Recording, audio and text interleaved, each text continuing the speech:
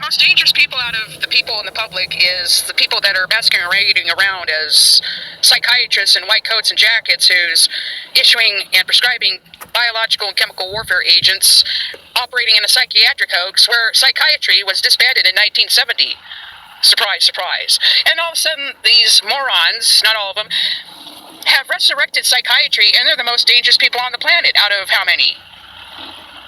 I think they need to have a concealed carry permit. They're the ones issuing poison pills and rendering psychiatric diagnoses based on false information under psychiatric hoax. And go look up their information, folks. They're hoping you'll never catch on to this torture program. Again, it's compartmentalized puzzle piece. It's not confirmation bias. It's called critical thinking skills with magnifying lenses to the 100th power. Some of the most dangerous people are psychiatrists. Why? Because if you happen to be, let's say, involved in a domestic violence situation that you didn't cause or create, some people, and I'm not saying some people, some psychiatrists are calling that an adjustment disorder, failing to adjust to violent surroundings. I mean, how dumb are you? I'm calling you out.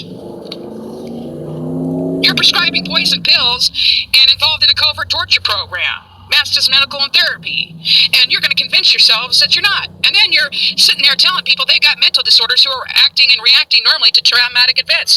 Should we put all those people that are victims of the flood events as mentally ill, disabled, unstable people who are reacting normally to disaster traumatic events? Coping?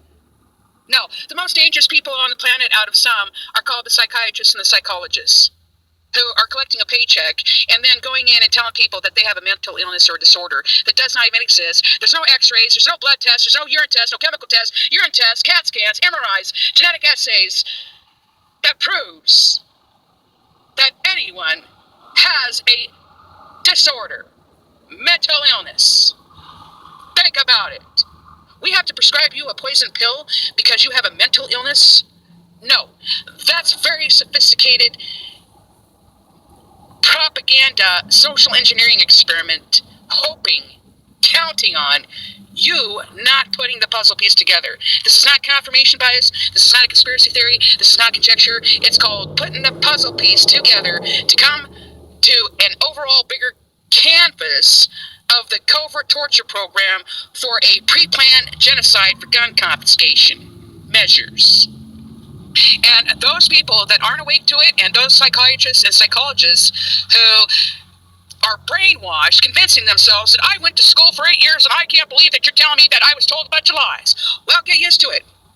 That's the cost of lying to people and propagandizing it, using Edward Bernays' propaganda and Tavis Duke on human relations and the Frankfurt School of Higher Learning. But if you buy the book from Frankfurt School on Higher Learning, I don't know how much that costs, but I do know that if you want the book on who's behind the Tavistock Institute on Human Relations, it's going to cost you about $239.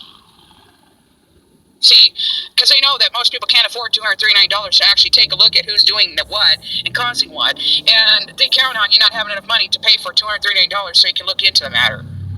Social engineering for gun confiscation of the Mental Health Act and a covert torture program, whereas the psychiatrists are involved in a covert torture program, blaming you.